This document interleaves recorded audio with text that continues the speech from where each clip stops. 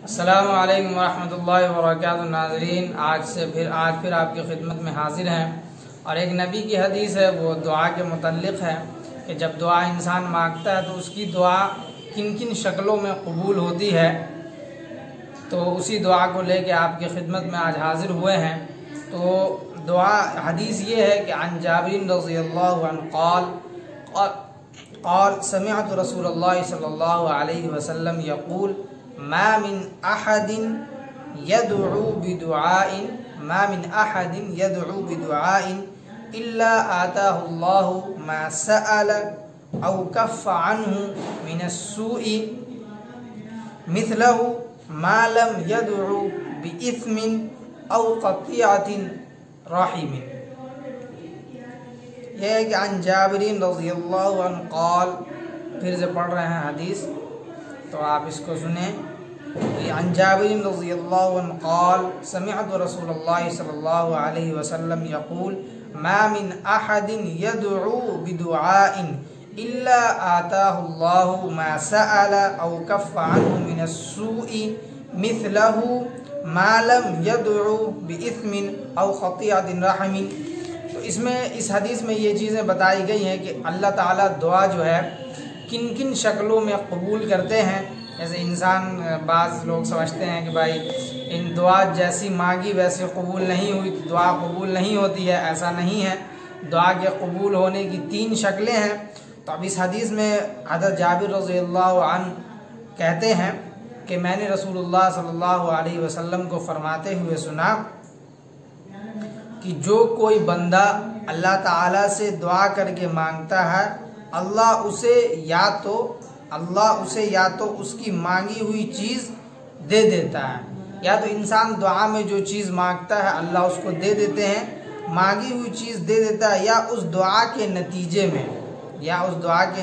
में उस दुआ के मिसल उस पर आई हुई मुसीबत दूर कर देता है। मतलब जैसी दुआ है तो उस तरह की जो मुसीबत है अल्लाह ताला जो है उसको भी दूर कर देते हैं। तो ये 2 चीज़ इसमें बताई गई कि या उसके बदले या उस दुआ के नतीजे में उस दुआ के मिसल उस पर आई हुई मुसीबत दूर कर देता है, जब तक उसने किसी गुनाह या कता रहमी कहते हैं रिश्ता नाता तोड़ने को, या किसी गुनाह या रिश्ता नाता तोड़ने की दुआ न की हो। अगर इस तरह की दुआ ना हो, कोई गुनाह ना हो और रिश्ता नाता तोड़ने की दुआ ना हो, तो अल्लाह ताला जो है, जब इंसान अल्लाह ताला से दुआ करता है तो अल्लाह ताला उसकी दुआ को, या तो इंसान जैसा मांगता है अल्लाह ताला उसको वैसी ही दुआ अता फरमा देते हैं, उसकी दुआ को कबूल कर लेते हैं। मतलब जैसी दुआ मांगी वैसे ही अल्लाह के यहाँ कबूल हो गई। या नहीं तो उस दुआ के मिसल, जैसी दुआ है उसके बराबर, उसके मिसल जो है अल्लाह ताला उसके पर आई हुई किसी मुसीबत को अल्लाह ताला उससे दूर कर देते हैं। तो ये 2 बहुत अहम बातें थी जो इस हदीस में बताई गई है। बाकी एक चीज़ और है जो इस हदीस में नहीं है, तो इंशाअल्लाह फिर आगे कोई हदीस हम आपको बताएंगे और सुनाएंगे, तो फिर उसमें बताएंगे कि जो है इन दुआ के कबूल होने की जो है कितनी शक्लें हैं। एक शक्ल इसकी ये भी आती है दुआ की कि अल्लाह ताला जो है आपके उस दुआ को जो है आखिरत में ज़ख़ीरा कर लेते हैं, जमा कर लेते हैं, रख लेते हैं अपने पास, कि इंसान जब आखिरत में जाएगा, उसका इंतकाल हो जाएगा, तो फिर वो देखेगा कि यार इतनी नेकियां कहाँ से आईं। वो पूछेगा या अल्लाह मेरे पास इतनी नेकियां कहाँ से आई, तो कहेगा यार मैंने तो इतनी इबादत की नहीं। तो फिर उसको बताया जाएगा कि दुनिया में जो तू दुआ करता था तो उस दुआ को हमने अपने पास रख लिया है, उस दुआ के नतीजे में उसका बदला आज हम तुम्हें दे रहे हैं, जो तुम्हारी इतनी ज़्यादा नेकियां हैं। तो ऐसे भी हज़रत उमर रज़ियल्लाहु अन्हु भी फरमाते थे कि दुआ की तौफीक अगर अल्लाह की तरफ से मिल रही है तो ये बहुत बड़ी बात है।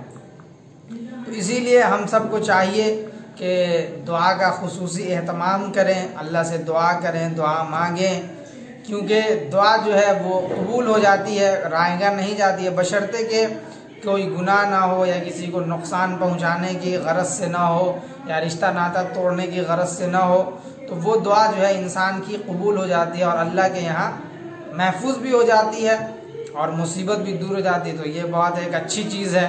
तो इंशाअल्लाह सब जो है इरादा भी करें, कोशिश भी करें और दुआओं का एहतमाम भी करें। इसी के साथ जो है इजाज़त दीजिए और इस वीडियो को अपने दोस्त अहबाब के साथ और साथियों के साथ जो है शेयर भी करें, नश्र भी करें, उनको भी दिखाएं और बताएं ताकि वो भी जो है दुआ मांगें और दुआ का एहतमाम करें।